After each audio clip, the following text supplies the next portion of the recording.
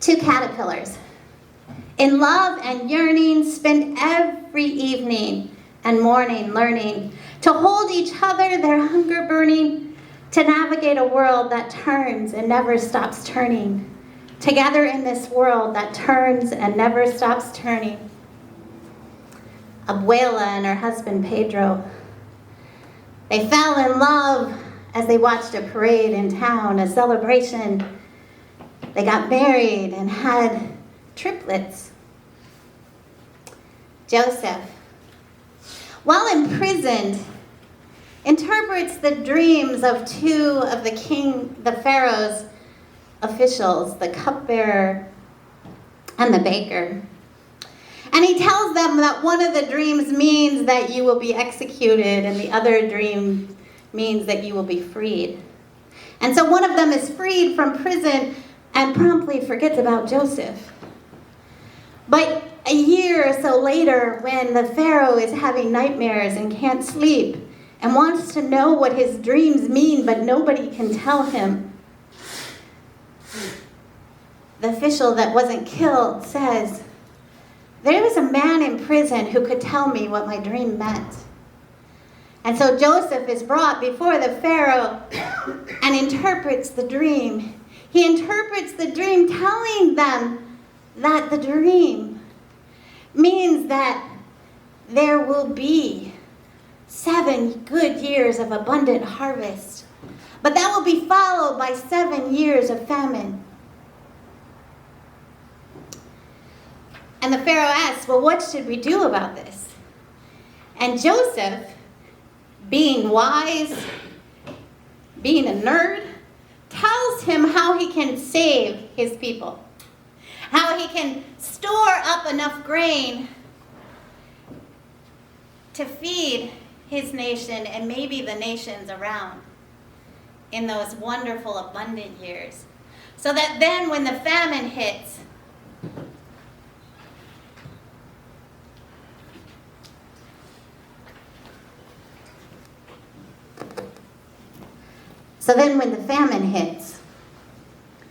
when the world is starving, during those years, there will be enough.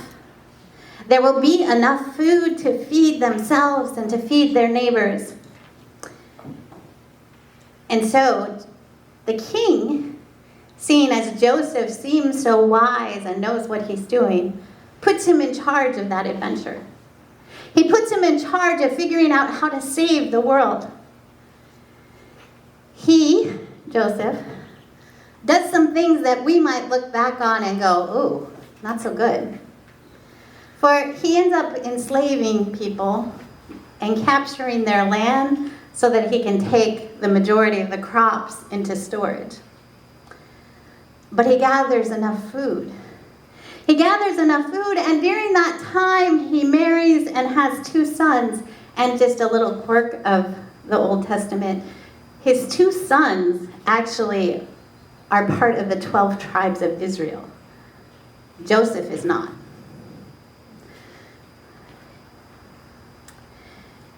So when he's in charge, he fills the granaries. He grows extra food, collecting extra food during the good years. So Egypt is ready for the famine. 2 caterpillars. Against the weather, the wind grows colder, but they're together. They hold on to each other. No way of knowing they're all they have for shelter. And something inside them is growing. They long to stay together, but something inside them is growing. For Abuela and Pedro, danger draws near. Violence engulfed Colombia. So during the time of the film, the time in which they say it's set, they believe it was probably during the 40s when there was a civil war fought in the country. But I just want to tell you, the last 50 years in Colombia has been a time of violence. A lot of it instigated by the United States, by the way. Violence. And so those people coming at Abuela and Pedro could have been leftist guerrillas fighting the right-wing government we installed. They could have been right-wing paramilitary guerrillas fighting the left-wing government that took over. They could have been drug cartel dealers that the right-wing government sponsored to terrorize the population. The people of Colombia have faced untold devastation because of constant war for the last 50 years. 7 million people have been driven from their homes. 220,000 people have been killed. And that doesn't even include those that were injured by the bombs that are still out in the world that you could just accidentally step on and blow up. This may be a cartoon in Kanto, but it reflects the real pain of real people. People who have been fleeing for safety, fleeing because they knew that it didn't matter where they turned to the government or the rebels, that one of them would turn on them. And so that image of Abuela by the side of the river, watching as her husband tries to save them from the armed rebels coming to kill them. It may be a cartoon, but it hints at the need for a safe place to live and to grow. A miracle to save people from all that comes against them. Jacob's family is hungry. The famine has entered the land. There is not enough food to feed all of Jacob's sons, grandsons, great-grandsons, and servants. There's not enough food. And he has heard that there is food in Egypt. And so Jacob sends his sons, but he holds back the precious one to him, the last child of his favorite wife, and sends the other 10 to Egypt with money to buy food. The sons travel the hard journey with what they have to offer to get food to live.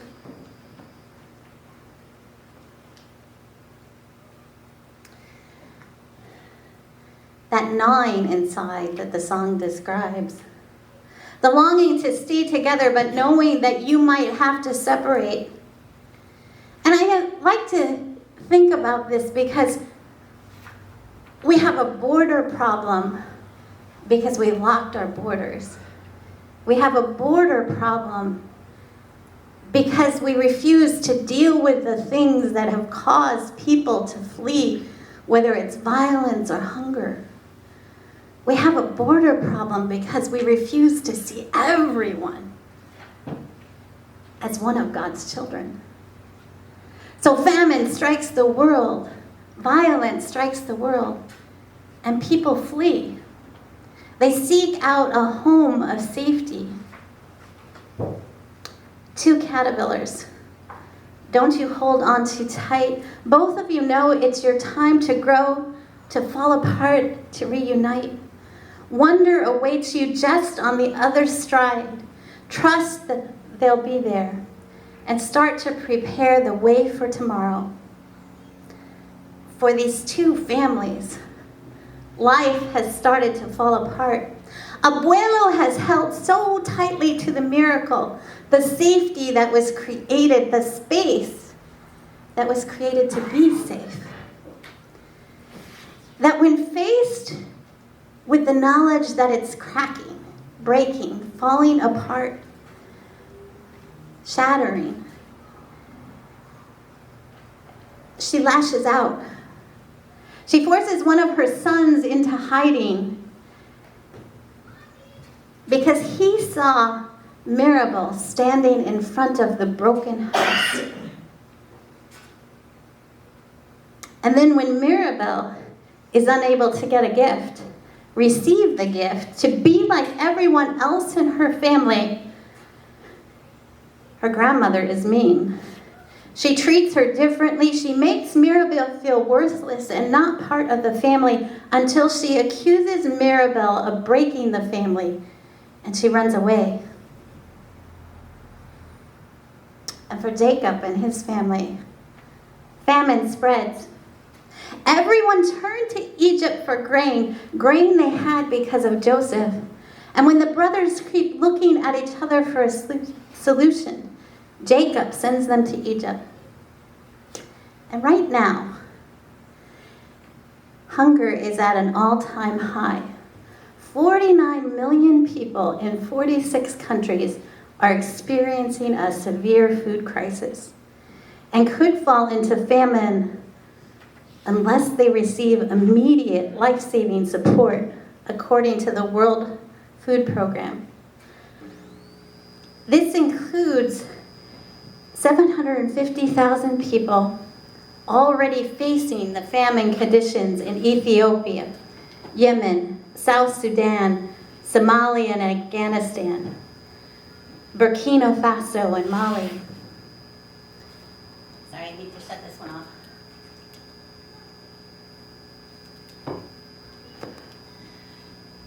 Those countries that I spoke of are right around the Horn of Africa, right? Right around where the Bible describes famine coming again and again during years when the weather has caused crops to be unable to grow.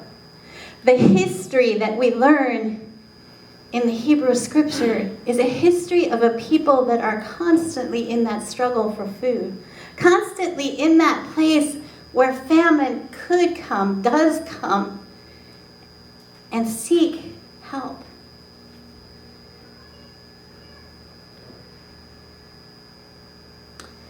Two Oruguitas, two caterpillars, cocooned and waiting each in their own, anticipating what happens after the rearranging.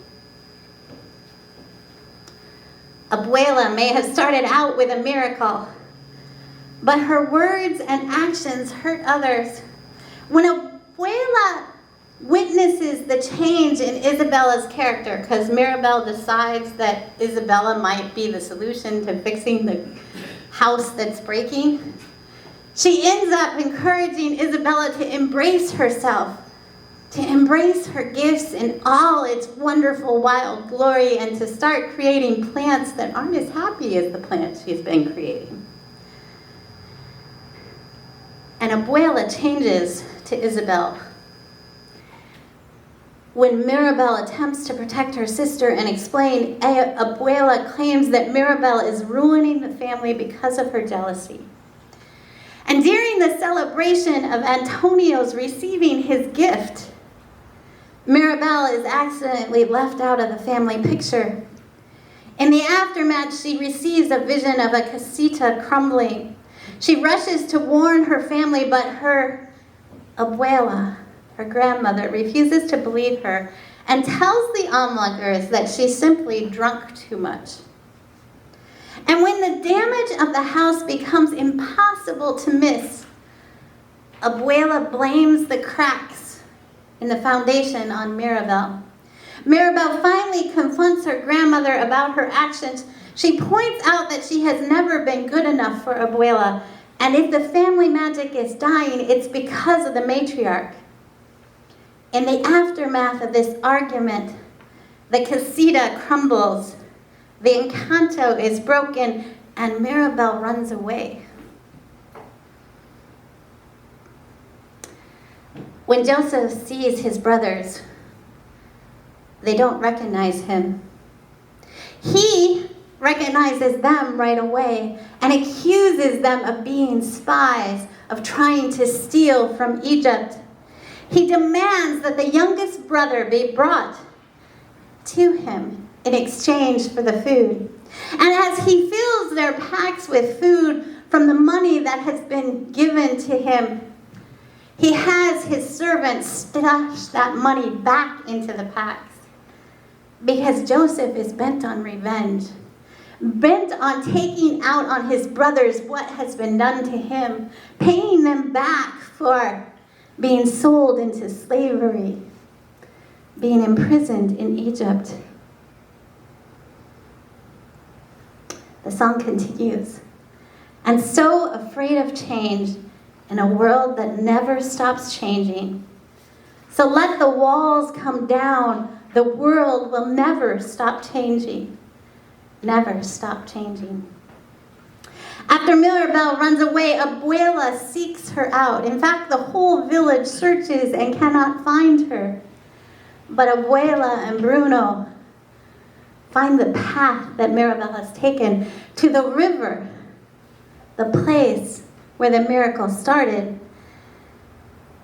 And that's when Abuela tells the story.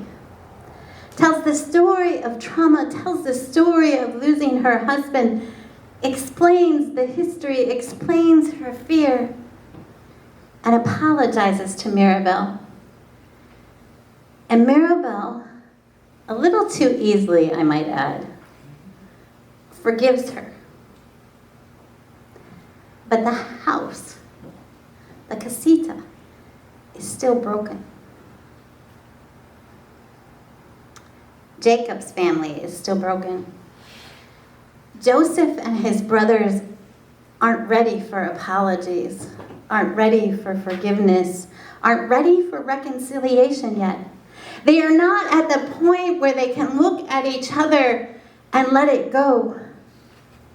They are still in that time of fear and revenge, hurt and regret.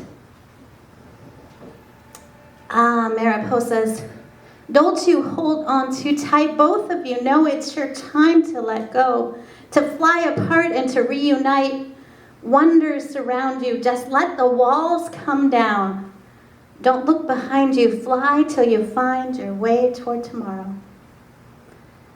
Jacob's family is still in that moment, needing to fly toward tomorrow, needing to reunite, needing to accept the harm that they have done, needing to let go of the pain of that harm, needing to trust that if they fall apart, that they will come back together.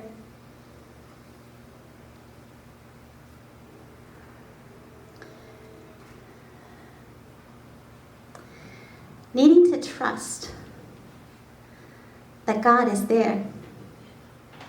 But in this section, it doesn't talk about God, right? That in this section where they're waiting for the miracle, it feels as if God is not present yet. In that moment, in that time in which the world has fallen apart, in which hunger is facing them, the brothers haven't learned how to give in, to let go, to reconcile the unreconcilable. And that's the hardest part, right?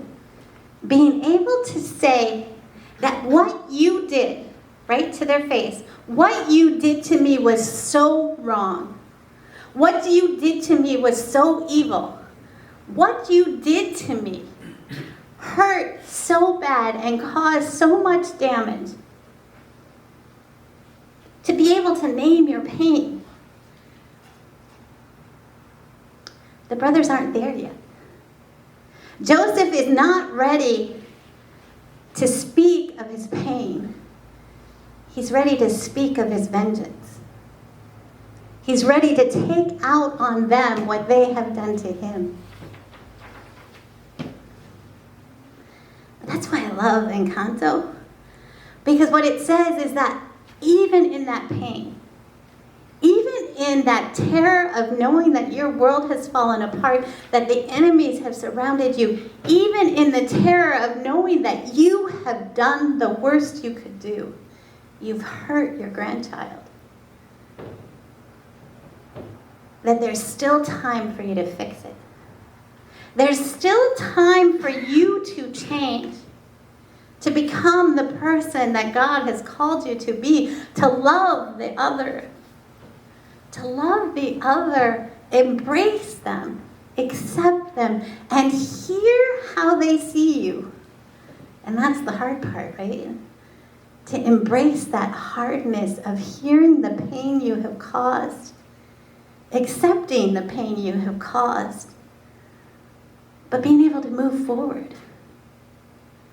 I mean, it's what Jesus teaches us again and again and again. He doesn't say forgive once.